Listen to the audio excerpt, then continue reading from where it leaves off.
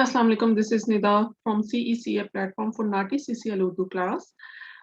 हर sunday 11 से 1 बजे NAATI CCL Urdu की क्लास CECA प्लेटफॉर्म से लाइव कंडक्ट की जाती है. If anybody is gonna have his Nati CCL test in near future, or if he or she wants to take the test and he doesn't understand the structure or from where he or she needs to start, all of you are most welcome to come in the live session every Sunday 11 से 1 बजे from CECA platform.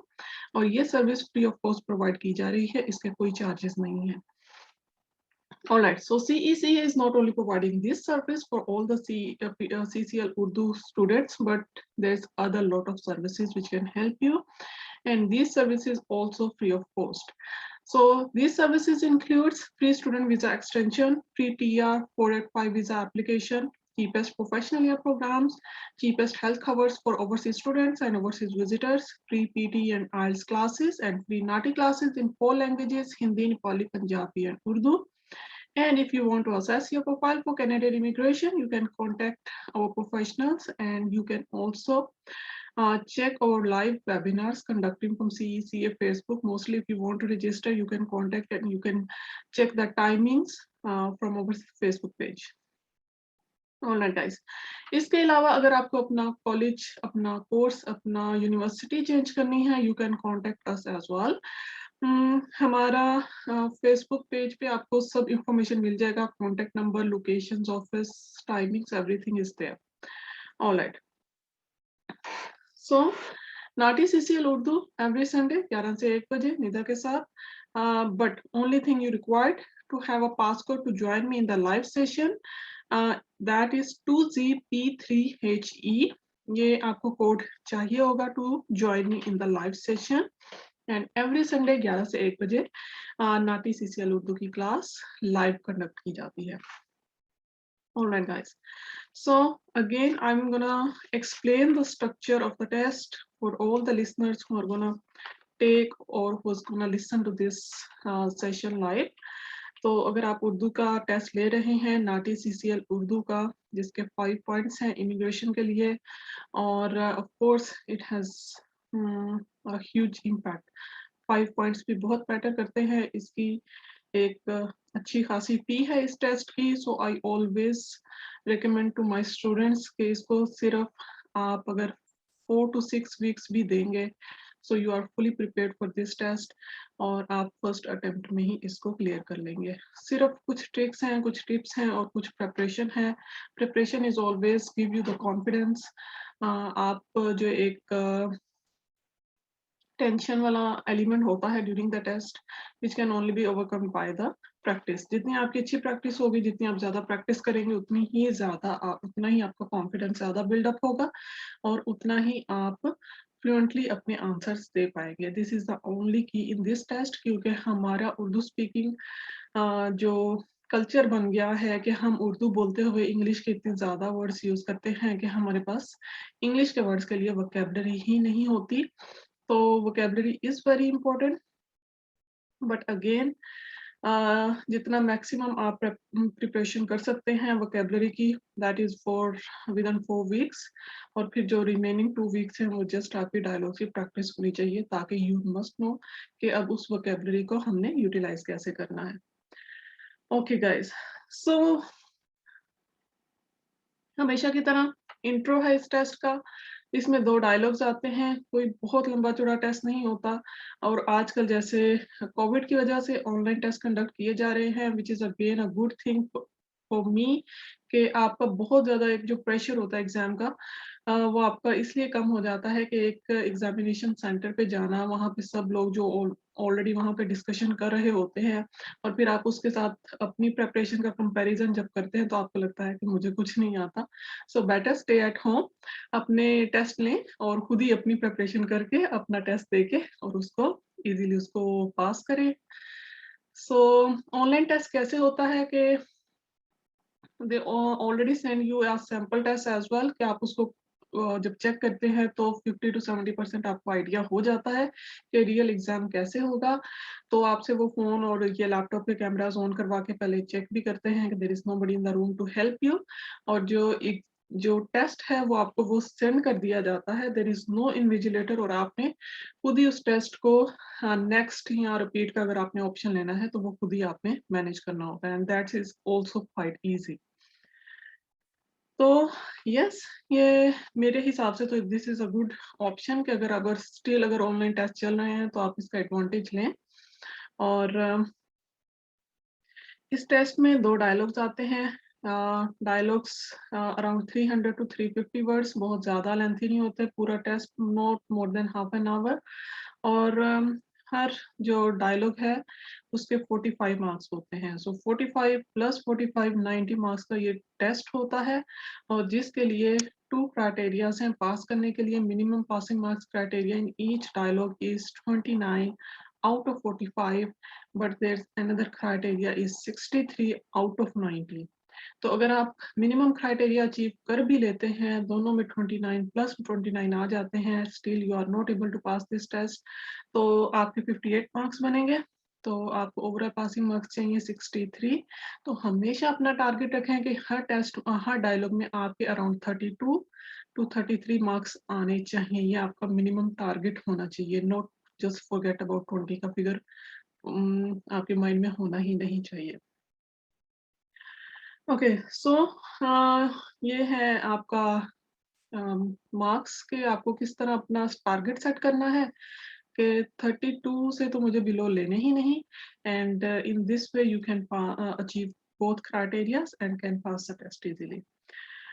Alright, so इसकी जो marking system है और किन basis पे ज्यादा इनके इस मार्क्स डिडक्ट होते हैं, I will explain as well.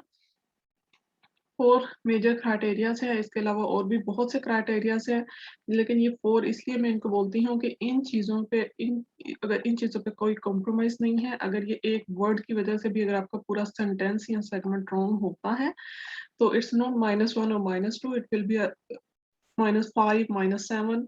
ये बहुत ज़्यादा मार्क्स डिडक्शन होती है इन रीजंस की वजह से। So first thing is accuracy, of course, correctness of information. It is very important कि जो information आपने एक लैंग्वेज में सुनी है उसको दूसरी लैंग्वेज में आपने accurately convert करना है, इंटरप्रेट करना है। ट्रांसलेशन टेस्ट नहीं है, ये इंटरप्रिटेशन टेस्ट है जिसमें आपने मीनिंग कन्वे करना है। Sometimes word to word translation की वजह से वो मीनिंग कन्वे नहीं हो पाता जो कि एग्जैक्टली स्पीकर कहना चाह रहा होता है। तो इस चीज को आपने बिल्कुल ध्यान में रखना है। It is interpretation test, no translation test. Information हमेशा करेक्टली दूसरी लैंग्वेज में कन्वे होनी चाहिए। The second criteria is distortion. Distortion is के आपने मिस प्रेजेंट कर दिया है इंफॉर्मेशन को जो कि एग्जैक्टली वो नहीं थी जो स्पीकर कहना चाह रहा है। And as I mention earlier कि ये सिर्फ एक वर्ड की वजह से भी आपका पूरा सेंटेंस, पूरा सेगमेंट, पूरा कॉन्सेप्ट आपका रॉन्ग हो सकता है। कि अगर आप किसी चीज को ऑस्ट्रेलिया में कह दें कि ये लीगल है और वो एक्चुअली स्पीकर ने कहा वो इलीगल है, so that will be distortion, कि आपने बिल्कुल ही ऑपोजिट कोई इंफॉर्मेशन दे दी है जो कि स्पीकर ने बोली भी नहीं। Okay, the third criteria is addition. Addition means कि आपने इंफॉर्मेशन ऐड कर दी है दैट इज नॉट required, जो कि unnecessary information है, unnecessary words, unnecessary sentences, this is called addition। And the fourth one is omission, which is very common, that is missing information। some segments are very lengthy और ये आपके notes taking techniques पे भी depend करता है कि आप कितने notes ले पाते हैं, कितना आप अपनी memory पे depend करते हैं। तो it all depends कि आप अपने कितनी इंफॉर्मेशन आप रिटेन कर पाते हैं। So mostly students try to depend on the memory और दे थिंक दैट जी हमारे माइंड में है और हमें दोबारा लिसन करने की कोई जरूरत नहीं है, हम इसको बोल देंगे। और इनफैक्ट कि वो लेंथी सेगमेंट्स में काफी कुछ मिस कर देते हैं, दैट कम्स अंडर ओमिशन, और ये एक मेजर मिस्टेक है और इसके भी मार्क्स डिडक्ट होते हैं। ऑलराइट गाइस, सो ये मैंने मार्किंग सिस्टम बता दिया है। डिडक्टिव मार्किंग सिस्टम होता है जब इन्विजिलेटर के पास आपका एग्जामिनर के पास जब आपका टेस्ट जाता है तो यू हैव फुल 90 और 45 फुल मार्क्स, बट जैसे जैसे वो आपके सेगमेंट सुनते जाते हैं उसके अकॉर्डिंग आपकी मार्क्स की मार्किंग होती जाती है। ठीक है? अगर आपने किसी सेगमेंट में कोई मिस्टेक नहीं की, so it will be there is no way कि आपका कोई माइनस उसमें होगा, कोई मार्क्स उसमें डिडक्ट होंगे, ठीक है? So I always encourage my students कि आपको शॉर्ट सेगमेंट्स जो होते हैं या मीडियम सेगमेंट्स होते हैं, उसमें हमेशा अपना मैक्सिमम दिया करें, ताकि उन सेगमेंट्स के लिए एग्ज़ामिनर के पास कोई चॉइस ना हो मार्क्स डिडक्ट करने की। और लेंथी सेगमेंट्स में अगर आप कुछ मिस्टेक या कुछ मिसिंग इन्फॉर्मेशन, डिस्टॉर्शन कर भी जाते हैं, तो वो उसमें कवर अप हो जाए। लेकिन अगेन अगर आपका लेंथी सेगमेंट आ गया या आपको अगेन आपकी इन्फॉर्मेशन मिस हो गई है, you have the option to have repeat. आप रिपीट कर सकते हैं उस सेगमेंट को। अगेन उसको सुन के आप अपनी इन्फॉर्मेशन कंप्लीट करें और उसका आंसर आप फ्लुएंटली दें। Lot of options, lot of things they have given to you कि आप ये यूटिलाइज करके अपना बेस्ट परफॉर्म करें इन द टेस्ट। तो फिर यू कैन एक्सपेक्ट कि मार्किंग थोड़ी सी टफ होती है। ठीक है, मतलब इतना कोई रॉकेट साइंस नहीं है ये टेस्ट, कोई मुश्किल नहीं है। इवन कि उन्होंने रिपीट का ऑप्शन दिया है, अगर आप कुछ बोल रहे हैं और आप बहुत ज़्यादा पॉजेज़ ले रहे हैं, आप you can correct yourself but don't use this option so many times, क्योंकि इसकी भी फिर नेगेटिव मार्किंग होती है।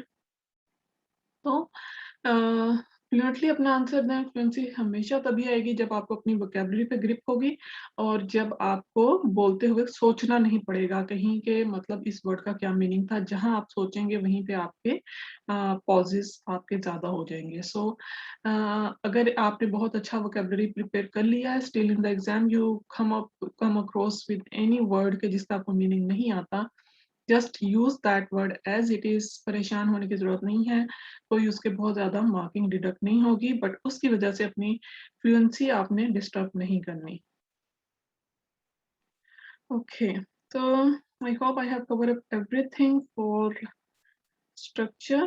जी, नेगेटिव मैंने आपको बोला you have the option to take repeat once in every dialogue, that's free of any negative marking. उसकी कोई नेगेटिव मार्किंग नहीं होती अगर आप फर्स्ट टाइम रिपीट ले रहे हैं। But if you need to take repeat second time, third time, fourth time, तो फिर उसका -1 अकॉर्डिंगली होता जाएगा। ठीक है, but first time in each dialogue उसका कोई नेगेटिव मार्किंग नहीं है अगर आप रिपीट लेते हैं।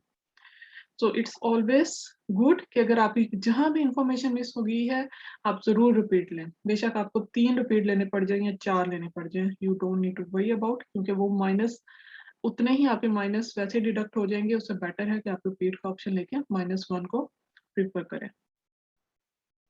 जिन टॉपिक्स पे डायलॉग्स आ सकते हैं, these topics as business, education, employment, finance, health, housing, immigration, legal, traveling, social services and insurance।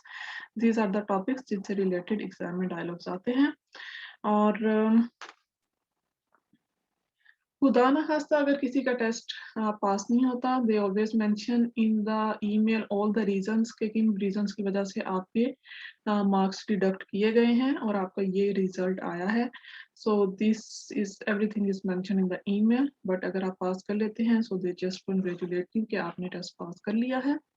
And तभी आपको जानने की जरूरत भी नहीं है कि किन बेसिस पे आपके कितने मार्क्स आए हैं। So excessive pauses, excessive self-correction, excessive hesitation, excessive